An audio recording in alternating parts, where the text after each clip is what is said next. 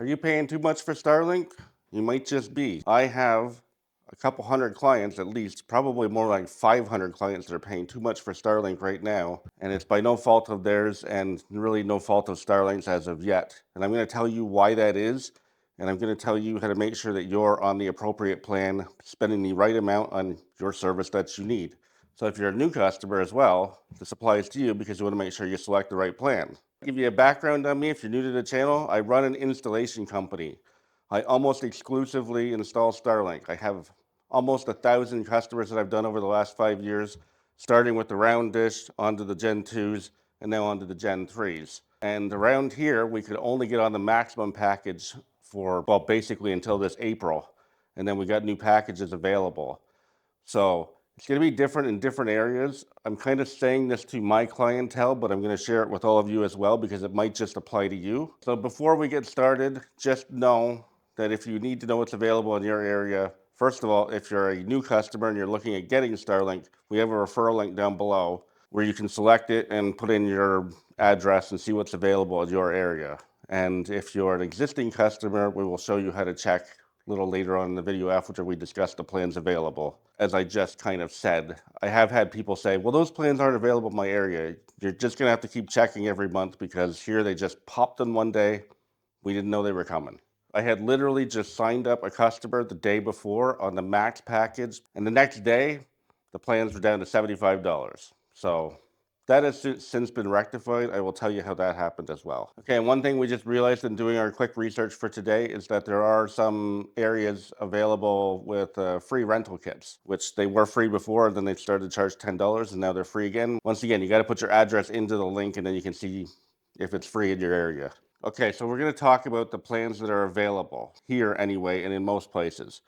So residential plans, we have a 100 meg package, a 200 meg package, and a max package. So I'm going to use Canada as an example because we are in Canada, and this is going to be directed a lot to the Americans as well because most of our audience is there. But just bear with me because I'm used to dealing with Canadians. Okay, so our 100 meg package is $75. Okay, and our max package, which most of my clients are on because they were forced to, is $150 a month. Okay, so if you add the tax on there over the course of 12 months, that is $1,017 that they're paying for internet that they do not need.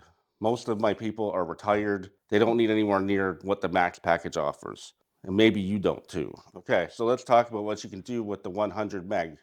The smallest package sounds small in comparison to the other two, but it's not small.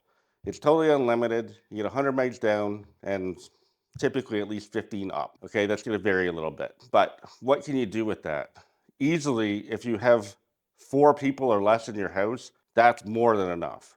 And it's going to come down to how much streaming anybody's doing as well, or gaming and all that fun stuff. But unless you get everybody doing it all at the same time, it's not going to likely have too much trouble. Just one of my guys, I talked to him, and he had about, I think it was like 17 people over at his house on the holiday weekend at the beginning of August, and he said even on the 100 meg package, it never bogged down. So at what point should you think about going on either the middle tier package or the top package? Well, first of all, if internet is absolutely essential where you can't risk anything, or you're running a business or something like that, maybe you just want to play on the safe side and get the max package or the middle of the road package as well. But middle of the road, let's say, you're going to choose between those top 2 packages. You're going to have at least probably 6 people in your house, or you're going to have maybe 2 houses on a property, a campground or something. I don't know, but you just think about it in terms of practicality here. You're going to have a lot of people using it at the same time. Just a regular house is fine on the residential 100.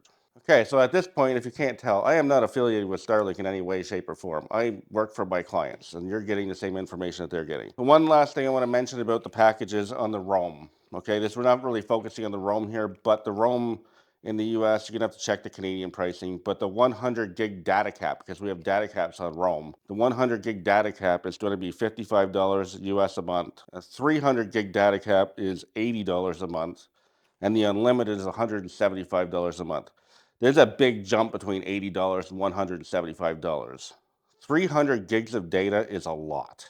Okay, it's not, if you're going to be streaming TV endlessly or having a pile of people doing it, then you might have to go on unlimited. But most families, back when I was doing ExploreNet and we had 100 gig data caps, it would take them 3 weeks out of the month to use up 100 gigs. So unless you're being completely wasteful with it, you might want to save that $95 a month just by going on that mid-tier package. So something to think about. Changing your package. Now, if you're in Canada, no problem, because the government just passed a law a few months ago saying that we are allowed to change our packages without the risk of any penalties or whatever. So we're going to show you how to change the packages. If you are in the US, you're going to have to go through the procedure and then see if there's any kind of a penalty involved.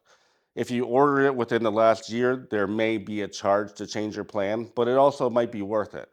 If you're predating that and you go on to one of these older dishes or whatever, you do not have to worry about it. You can just change your plan as much as you want because you're under no obligation. Okay? So, having said all of that, here's how you do the change. So to change your plan, you're going to go into the Starlink app and then you're going to go down to the tab that says subscription. Click on it. Next, you're going to go to service plan. It will tell you your current plan and you can either change your plan or pause. So that means go on standby mode. We're going to hit change plan, select residential 100, hit continue. Of course, you can choose any plan and you can choose whether you want to start now or start at your next billing date.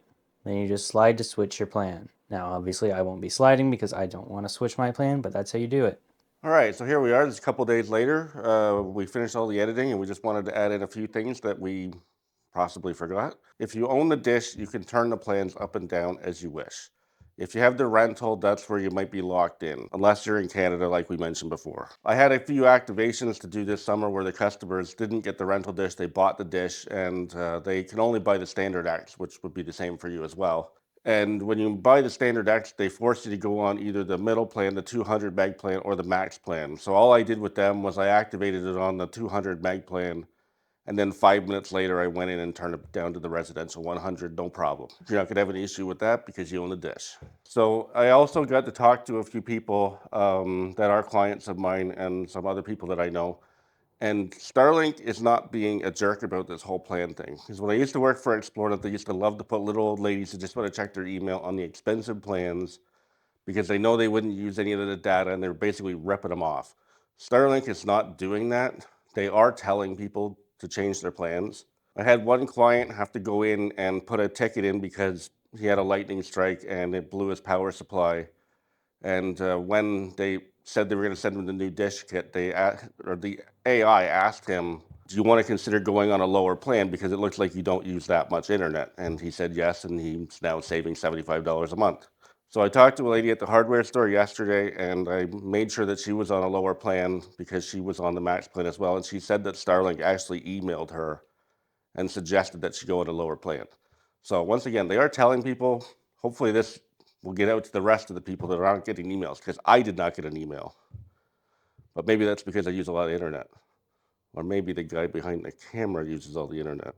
So we did a little bit of research into buying the dish because in the US, you do not have the option of buying the standard 4 or 4X dish off of the Starlink.com. So the workaround on that is you just sign up for the rental dish and then you get it. And once you get it, you put in a ticket and then say, I want to buy the dish.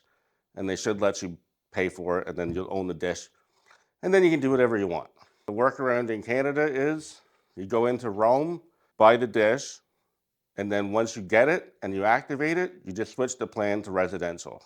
Okay, that's all there is to it.